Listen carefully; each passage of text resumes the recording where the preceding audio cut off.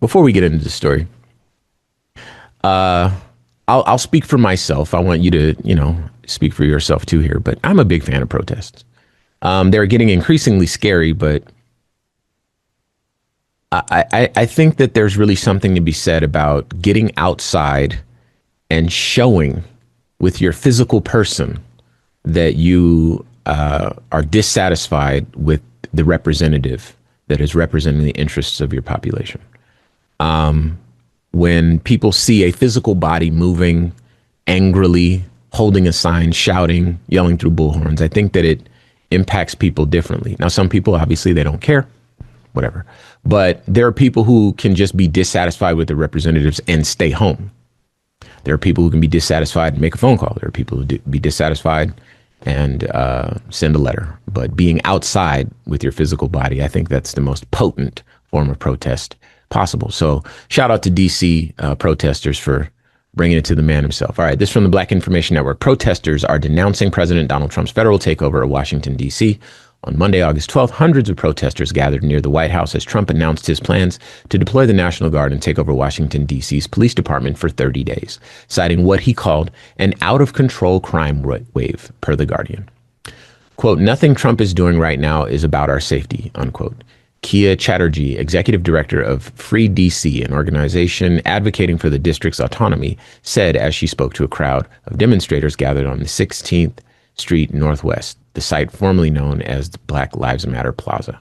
Oh, we took a picture there. All right. Protesters held signs that read Free DC and This is Our City, voicing concerns over militarization and the erosion of local governance. Quote, what we know from history is that authoritarians always want to control the capital and the people in the capital city, unquote, Chatterjee told demonstrators. She goes on to say, it's because it's the fastest way to silence dissent and to accelerate their agenda. And I want to be clear, this is not about crime. This is about what Trump is trying to do in D.C. in order to take over D.C. and silence us, unquote. Mayor Muriel Bowser echoed protesters' concerns, calling Trump's takeover unsettling and unprecedented. Despite Trump's claims of rampant lawlessness in D.C., data shows violent crime in the city is at a 30-year low. Quote, this isn't a solution, it's a performance, unquote. Brian Striege, a neighborhood commissioner in Navy Yard, said. He goes on to say, I tend to be pretty cynical about what the Trump administration is doing right now. This seems pretty clearly just like red meat to throw to his base. This announcement on a Monday, unquote. The Trump administration also announced plans to reassign 120 FBI agents to D.C. to nighttime patrol duties. Edward Daniels, another commissioner in the area, said seeing federal agents patrolling the streets made him feel concerned and not protected. Quote, it's going to make things even more chaotic here and cause what I believe to be even more dangerous situations than what we've seen here on the ground, unquote, Daniels said. Quote, we don't need more troops, Chatterjee added. We need our voices heard, we need our city respected, and we need to decide for ourselves how we stay safe, unquote. Okay. So, Q, first off, I know that protesting has gotten a lot scarier these days, but, these folks in D.C. aren't doing nothing. So what say you? I wish the evil, incompetent person running our country was a Democrat. Why do you say that? Because law enforcement and the military wouldn't just do whatever they told them to do. Mm-hmm. They wouldn't just bow down and bend the knee and break the law and violate the Constitution and violate people's rights because he said so. Mm-hmm. They'd be protesting. They'd be in the streets. Yeah. If the person in charge making all the decisions that this man is making was a Democrat, even if just to own the libs, none of this stuff would be happening. And I would feel better because unlike sycophant MAGA supporters, my identity, my personal well-being, and my mindset are not tied to the people who I vote or don't vote for. I don't have a 70-foot Biden, Obama, Harris, or Clinton flag anywhere. I never had one. I don't have no posters, no hats, no T-shirts, no bumper stickers. You don't have any coins? The campaign's over. You get stuff like that to campaign with. Yeah. Hey, this is what I'm going to vote for. I believe in what they do. Not I worship them and I will fight you to defend them to their honor, to the, like, what are we talking about? They would never allow Democrats to do these exact same things. If they wanted to do the exact same things, they wouldn't allow it. Yeah. Because they don't have any actual position on anything. Whatever dude says, that's the right thing to do. Whatever he's against, it's wrong. So if those who oppose their president wanted to make the exact same decisions for the exact same reasons, they'd storm the Capitol, maybe. Mm-hmm. I wasn't being hyperbolic, and that wasn't a hypothetical. That's what they'd actually do. Sure, yeah. So protesting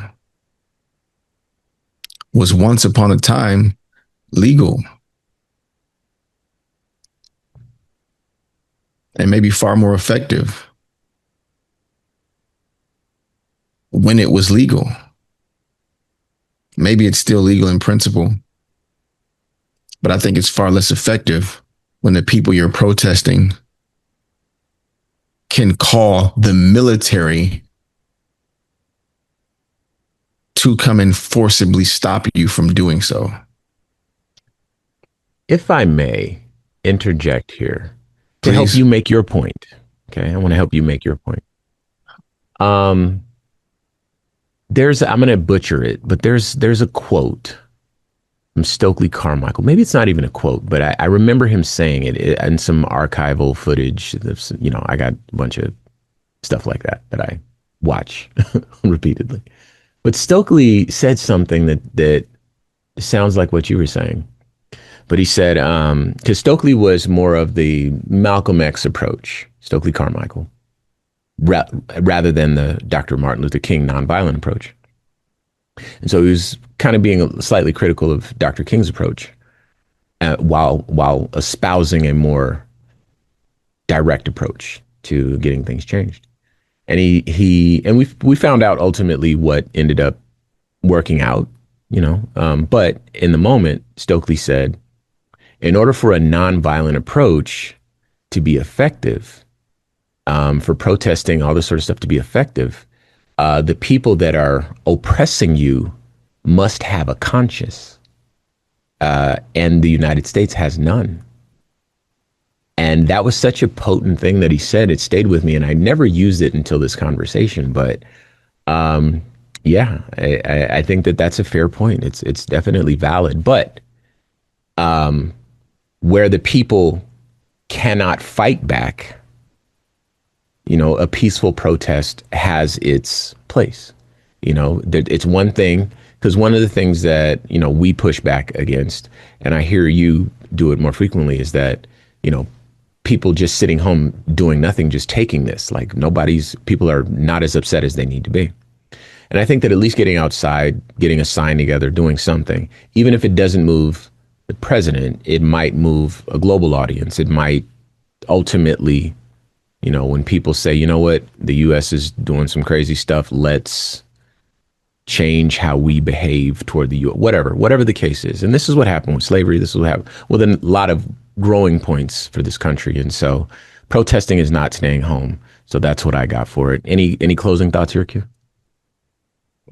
I've never heard that articulated better than how Stokely Carmichael said it.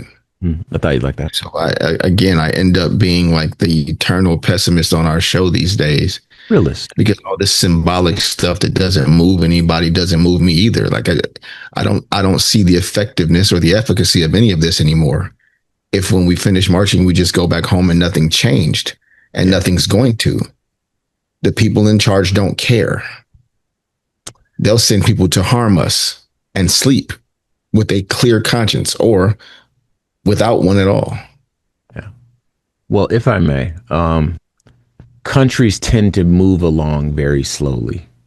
So little protests today might have some sort of impact down the road. You know, it took a long time for this country to give up slavery. It takes a long time for this country. I'm sure it'll take a long time to give up MAGAism.